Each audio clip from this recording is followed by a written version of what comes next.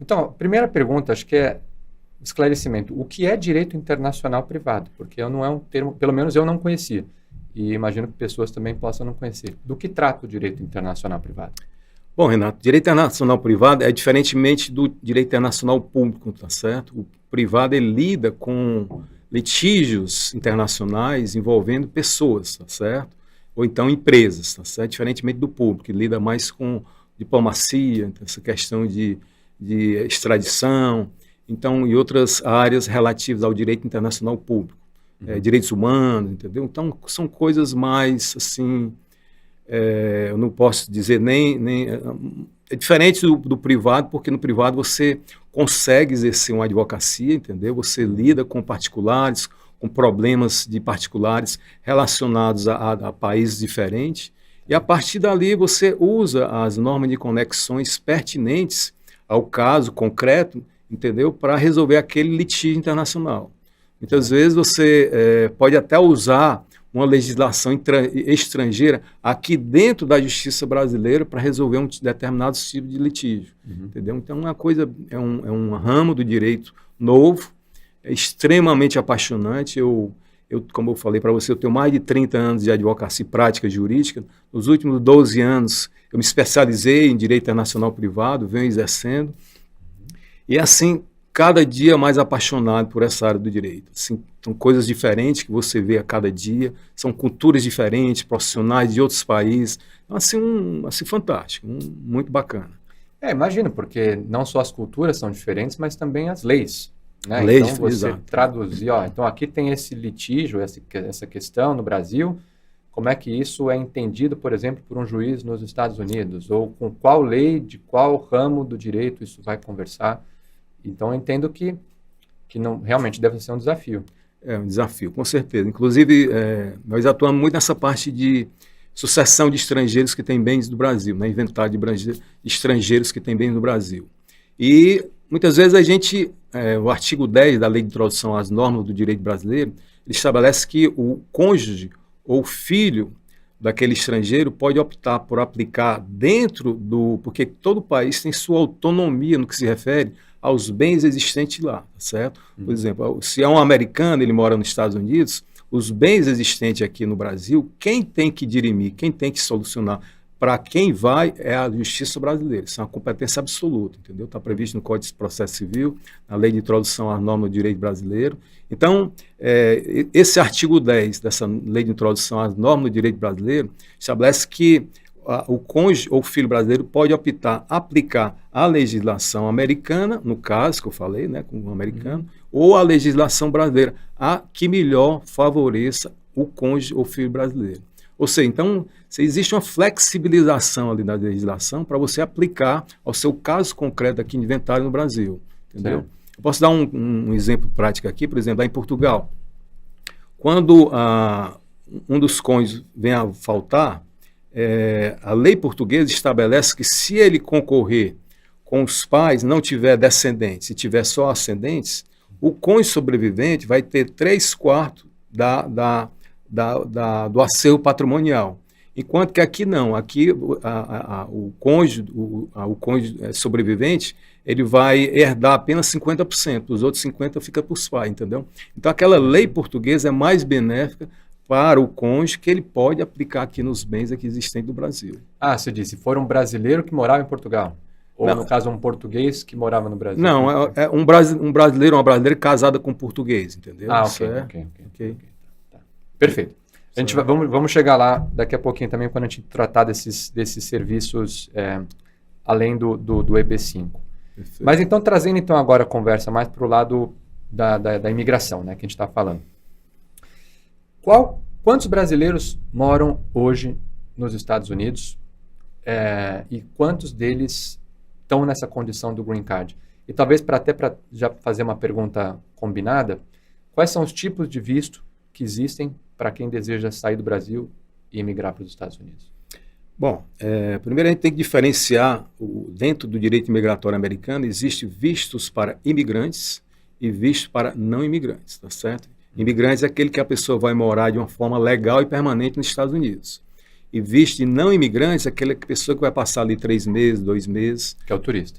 turista também. O F1, por exemplo, que é o visto F1, J1M1, que são vistos de estudante, intercambista, entendeu? São temporários, tá certo? Esses vistos de não imigrante, eles não contemplam o Green Card, é apenas uma autorização de residência provisória, tá certo? Já, por exemplo, o EB5 é um visto de imigrante, que a pessoa vai morar de uma forma legal e permanente. O visto da categoria Immediate Relative 1, por exemplo, que contempla cônjuge cidadão americano. O Immediate Relative 5, que é pai de cidadão americano. A categoria Family Preference também, tem F1, F2, F3, F4. Então, todos esses vistos, eles contemplam o Green Card para a pessoa, tá certo? Para o estrangeiro. Só o que é, então, ligado a imigrante. Imigrante. Não tem imigrante não tem, exatamente. Tá. Certo? Tá. Então, por exemplo, o visto... o E2 também, o E2 é um visto temporário, entendeu? Que você vai para lá, que você... países que tenham tratado de comércio e navegação com os Estados Unidos, ele pode aplicar um visto E2. É uma espécie de uma modalidade de um EB5 mais barato, certo? Que ele pode migrar para os Estados Unidos com a família, abrir um negócio em torno de 150, 200 mil dólares, e a partir daí ele ficar vivendo tá, nos Estados Unidos com a família. É um visto temporário, dependendo do país que você seja cidadão, pode ter uma vigência de 3, 4 ou 5 anos. Entretanto, ele pode ser renovado a cada período sem limitação de renovações. Tá? O grande, porém, desse visto é que quando os filhos completarem 21 anos de idade, eles têm que voltar para o país de origem, certo? O visto é 2. E já também eles têm que gerenciar o negócio, tem que estar diretamente ligado naquela condução daquele negócio, tem que tocar o negócio, fazer com que o negócio gere alguns empregos e fomente a economia daquela região. Você está falando sobre o visto EB2? Não, E2. E2. É uma alternativa de visto também que as pessoas usam. Por exemplo, o Brasil, ele não contempla esse visto E2. Por quê? Porque ele não faz parte de um país signatário desse Tratado de Comércio e Navegação com os Estados Unidos. Porém, tem pessoas que têm dupla cidadania, tem italiana, tem uma espanhola, tem uma canadense, entendeu? Todos esses países, ele tem esse tratado e a pessoa pode usar essa segunda cidadania para migrar para os Estados Unidos, entendeu? Você falou a letra E, você falou a letra F. A letra tem alguma coisa a ver com o tipo de visto? Tem. O F1, por exemplo, é visto de estudante, entendeu? A pessoa quer fazer um high school, uma universidade lá, uma pós-graduação, geralmente usa o F1. Entendi. Então, mas que cai na categoria do que não dá acesso ao Green Card. Exatamente. Então, os que dão acesso ao Green Card são os que começam com a letra E? Exatamente. Ou então o Immediate Relative também, né? O I, né? IR1, que o pessoal chama de CR1, que é o Conditional Residence. É a mesma coisa que o RR1, entendeu? Então, e os vistos que dão acesso ao Green Card, eles estão necessariamente ligados a alguma atividade empreendedora, algum tipo de trabalho, seja como um funcionário de uma empresa ou empreendendo algum negócio. Vamos dar um exemplo aqui, o visto EB1. O visto EB1 são pessoas que têm habilidades extraordinárias, entendeu? É o que os Estados Unidos, ele abre os braços. Gênios lá, os que trazem os gênios do mundo inteiro? Exatamente. Os Estados Unidos, ele tem uns 30, 40 anos que eles fazem um trabalho e tem pessoas só cooptando as grandes mentes em todos os países. Quando o cara se destaca em determinada área, ele vai lá, se tu quiser ir para lá, a gente te dá um visto, te dá um emprego e tal. E não é à toa que hoje é uma potência que entendeu? Isso aí vem fazendo um trabalho há 30, 40 anos isso. Então fica pegando as grandes mentes e leva para lá, certo? Então, o Vale do Silício foi meio que...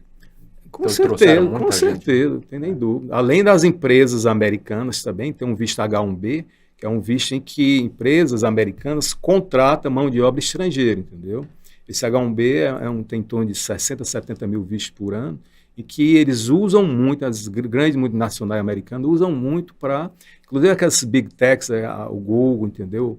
O Facebook, ele usava muito, ele deu uma reduzida agora com relação a essa parte de contratação, mas ainda contratam muito ainda.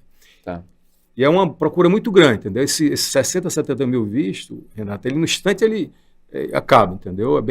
Abriu a USCIS, que é a Agência Americana de Imigração, tem um período lá que eles abrem para essas contratadas, dentro de um mês já esgota praticamente tudo, entendeu? Porque ele já tem, as empresas americanas já usam. Eu anotei mais uma aqui, você tinha falado I e agora tem o H também. O H o H1B. Também dá direito ao Green Card. Não, isso aí é um visto temporário também. Tá certo? Temporário. Temporário. Então, falei bobagem. Porém, com esse Reform Integrity Act, que foi aprovado pelo Congresso americano em março de 2022, ele possibilitou, já existia essa possibilidade, tá certo?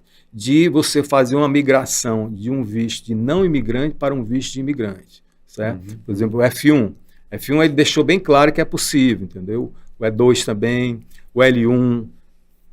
Todos esses vistos é possível você fazer essa migração para um visto de imigrante. Perfeito. Existe também dentro do direito migratório americano, Renato, o que se chama de Doctrine of Dual Intent. Ou seja, você não pode querer ir para os Estados Unidos com o visto B1, B2, que é o visto de turismo e pequeno negócio, e chegar lá você quer, não, eu vou aplicar para um EB5, entendeu? Porque a sua intenção não era ir como visto de imigrante. Tem que entendeu? voltar e começar. Exatamente, certo? Porque se a imigração pegar, porém eles abriram essa exceção do visto F1, entendeu? Do E2, do L1, é possível agora.